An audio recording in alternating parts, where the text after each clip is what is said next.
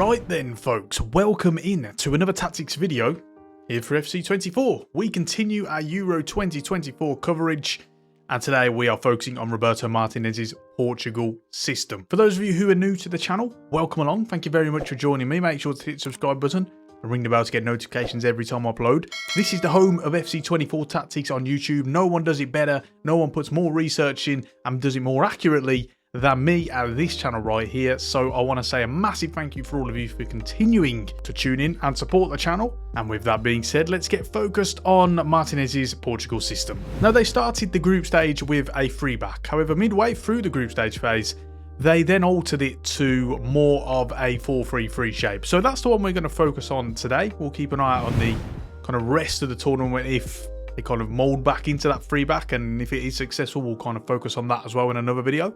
But today we'll look at the 4-3-3. A couple of position changes here that you will need to be aware of. We've got a 4-3-3 holding. What we have done is we've got Fernandes, moved him up to cam. That's very important because he's going to operate as more of that advanced player in that midfield three. Whereas Vitinha here we've got as a central midfielder, and he's the one who's really going to link the back 5 to the front 4. We toyed a little bit with Bernardo Silva and whether we could move him in closer to Ronaldo. However, what we have done is I have eventually decided to keep it as the same, as I thought it worked a little bit better with the tactical instructions to get him out into more space if and when he was trying to receive the ball, and then he can kind of move in and off that when the situation does require it. But no, there are no position changes. So next up we can discuss the tactical instructions.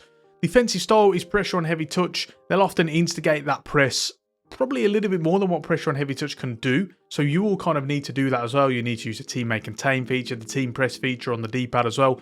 Try and instigate a couple more presses if and when you can. But we've got pressure on heavy touch and they'll move up in unison to kind of support that. Team width is on 30. That's the lowest that you can have it on balance before it does become narrow. And then the depth is up to 70. Again, the lowest in the high block before it becomes more of a balanced shape. What you'll notice with a lot of the teams on the international level is that even when they do play in a high block, it's not quite as, shall we say, high as what you'll see at club level. You know, you tend to see teams are a little bit more kind of risk aware, and as a result, they don't kind of push it up as high as what you'll see at club level.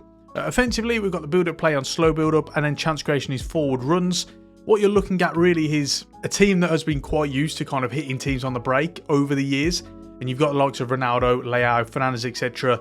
They kind of excel at that. So generally what you'll find is, yes, they will try and work the ball up through the thirds and they will try and break teams down. But often you'll find the likes of Ronaldo and Leao will instigate counter-attacking moves in the transitions when the situation does arise. So we try and replicate that with forward runs to really get that balance in there. Team width is on, again, on 30, the lowest that you can have it in balance before it does become narrow. Players in the box is up to 7, and you're going to get roughly 4, maybe 5 players in the box in crossing situations. And it's really going to be those attacking 5, the likes of Fernandes, Leao, Ronaldo, Silva, and then also you might get Vitinha in there as well.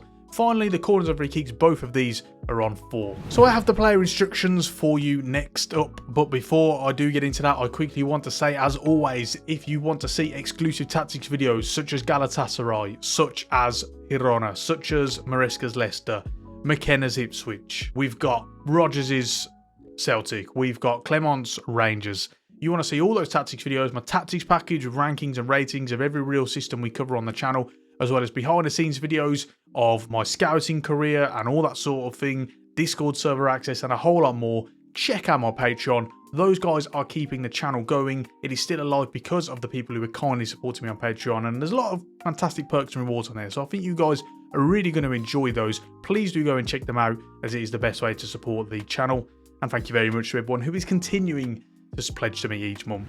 With regards to the player instructions then, Costa in goal, we've got him on comes and crosses. He's saving outside the box. He's only on balance though. With regards to the 2 centre-backs, Diaz you can keep exactly the same, but with Pepe we notice he's one who is going to step out a little bit more. So we got him on aggressive interceptions to try and replicate that.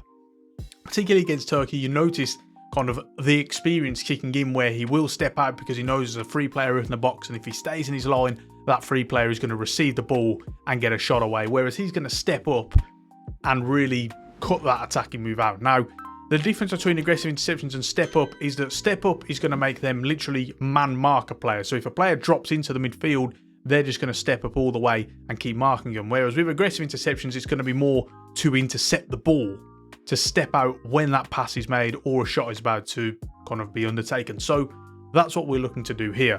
With the two fullbacks, join the attack and overlap for Cancelo, and the same for Mendes over on the other side as well. These guys are going to contribute to the attacking phase of play. It's important though that you do get the right balance, and what we do look to do with that is someone like Paulinho and Vitinha as well, really covering for them if and when they need to. Paulinho as a defensive midfielder, he is that out and out 6 or 4, whatever you want to call it. Cut passing lanes for the defensive behaviour, and in attacking support is going to be stay back whilst attacking. Cover wing for the defensive position, again filtering in for when Mendes and Cancelo do kind of push further forward. And then position freedom is going to be stick to position. Now with Vitinha, we've already spoken about how he's that link between the back and the front, and it's very much replicated in the player instructions as well. Stay back whilst attacking to make sure that he isn't running in beyond Ronaldo. It's something we did in the previous video with Belgium when we looked at kind of Yuri Tielemans, and it's the same with Vitinha in this case as well. However, his balanced crossing, his support on crosses is going to be balanced crossing runs, and that means that he's going to occasionally step into the box in those crossing situations. Free roam through his positioning freedom, that's the most important, as we get him dropping around into space and really helps him to be that link, and in defensive position, he's going to be cover wing. Fernandes is that attacking midfielder, so he's on comeback on defence for his defence support, and his support on crosses is getting to the box for the cross. Positioning freedom is going to be stick to position. Yes, he may occasionally come out wide to support the wide men, Silva in this case, or Cancelo, etc. But what you're going to find more often than not is that he's going to get behind Ronaldo and support him in those central areas more so than he's going to drift out wide. So we're going to keep that a stick to position.